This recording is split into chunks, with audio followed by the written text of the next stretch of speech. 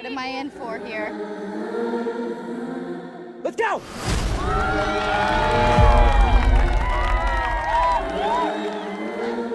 Hey! Keep it.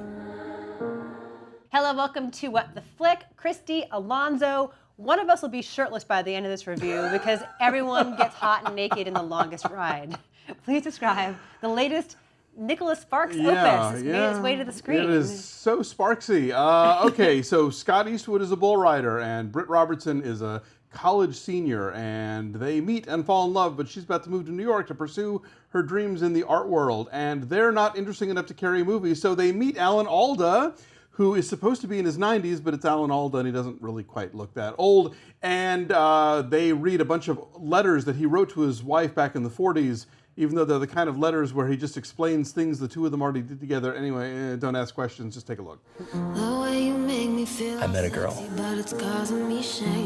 You meet girls all the time. No, not like this. This one's different.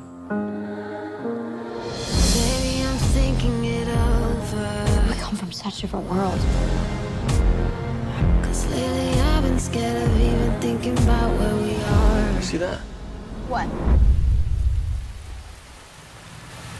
Call 911! I just came to drop this off. Where'd you get that? From your car? I haven't been able to read these for years. You want me to read them to you?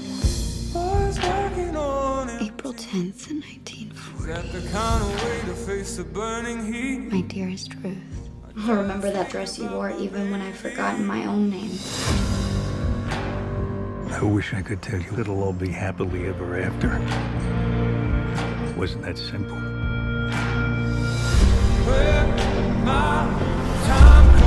Luke, you need to stop. I can't be with someone if every time they walk out the door, I don't know if I'm gonna see them again. Promise me you'll come back. I promise. I still know how to make this work. I can't do this anymore. Love requires sacrifice. But it's worth it. So it's a very Nicholas Sparks film, Yes. for better and for worse. But I think if this is what you want, if you are after this, Yes, if you signed on for this, you know this you're is in what for, you're getting. right? Yeah. And I think so. I kind of can't hate on it completely because trashing these kinds of films, they're low-hanging fruit. They're easy to make fun of. Sure. But if you want it, this does stuff right for its fans. You may not like what it delivers, but it does deliver it. Right. I will give you that. And I kind of, my problem with this movie is that it's sort of two Nicholas Sparks movies. There's the one about the guy in the distressed flannel shirts and the beat up pickup truck. Right. And then there's the one about, the old people and the flashbacks and the letters. And the lessons we learned. And the lessons we from learned. that. And Yes. I was much more interested in the Right. old people in the 40s, the flashbacks to Jack Houston and Una Chaplin. A lot of son Yes. of, daughter of, Yes. granddaughter of in this movie. I thought their story was a lot more interesting, although even it was kind of whitewashed in that they're Jews in the Deep South in the 40s, and that's never a problem. I was going to say, I had no idea there was this thriving Jewish enclave in small town North Carolina and in there the may 40s. well Right. have been, but I think they would have occasionally heard from the local Klansman or something, but it's no, we never hear about that. Tony Scott had a really funny line in his review about how this is the first Nicholas Sparks film where anyone's ever said, "Good Shabbos." Probably, maybe the last.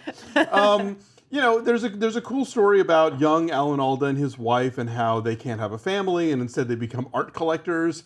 And and they get that part of it right. But actually, if you want to see an actual story about a couple that spent their life collecting art, pick up Herb and Dorothy. It's really good.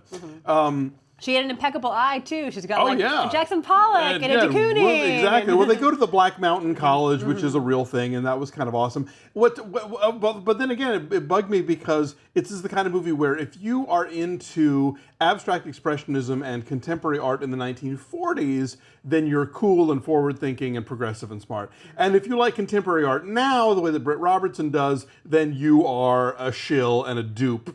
because Scott Eastwood shows up and is like, this is all bullshit to me. He's a real America, right? No, but I think that's also meant to show like just how unwilling he is to be a part of her world, and that's more of a poor reflection on him than it is on her. I mean, you could look at it either way, but I kind of feel like the movie is ultimately, we're never meant to look at him and think, oh, you hayseed, you're being it's about America. You're being closed-minded. Yeah, we're supposed to like, yeah, you're right. Why are people going to pay $50,000 for them squiggles? My kid could do that, It's very pretty. It is very pretty. Yes.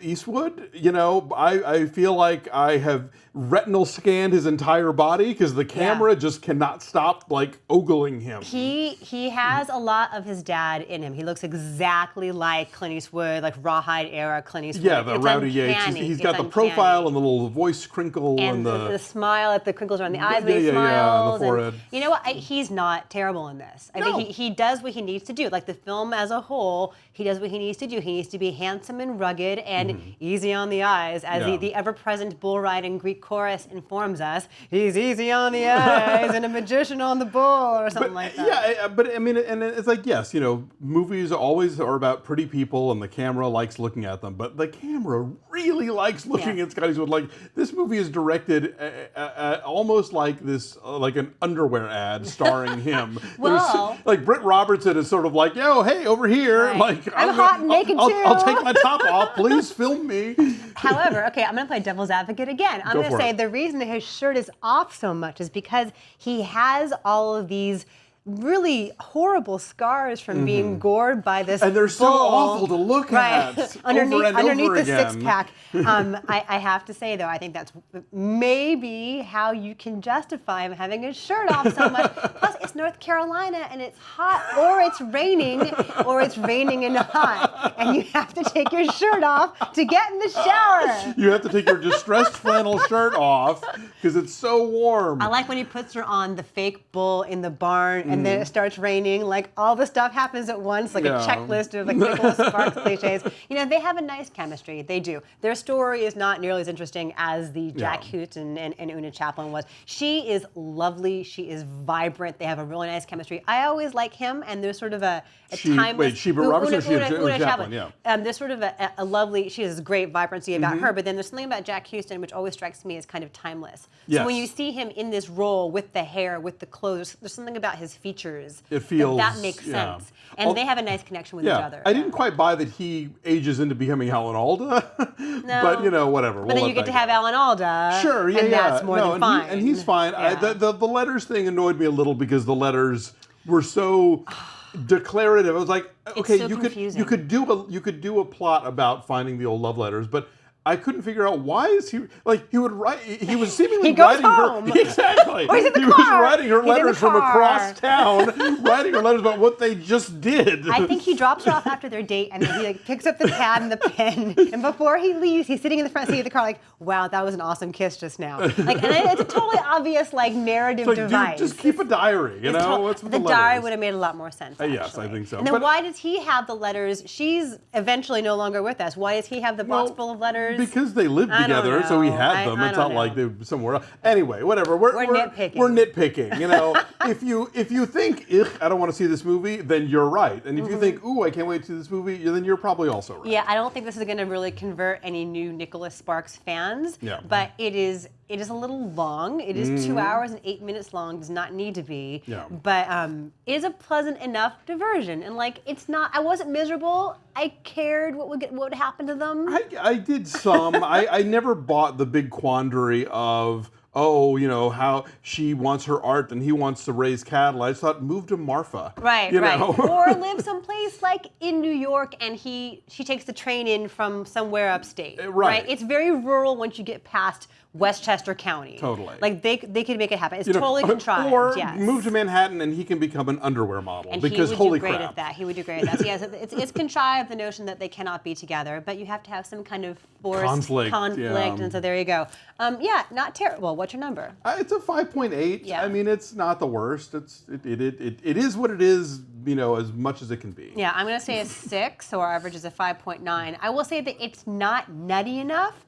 Like in a lot of Nicholas Sparks movies, there is some big twist, like someone's been dead the whole time or something like that, or someone didn't have cancer or something. or someone did and is not dead. Anyway, so Or not they're the crazy. ones in the notebook. Ooh, I did not have a nutty enough experience here. Yeah. There's a twist which is quite obvious. The thing that's going to happen, you can see from a mile away. I didn't see it coming because when it came, I was like, really? That's it? That's what we're doing? There's an art connection. That's all I'm going to say. All right, so go. It's not really terrible. Go see it, maybe. That's something for the poster. Bye.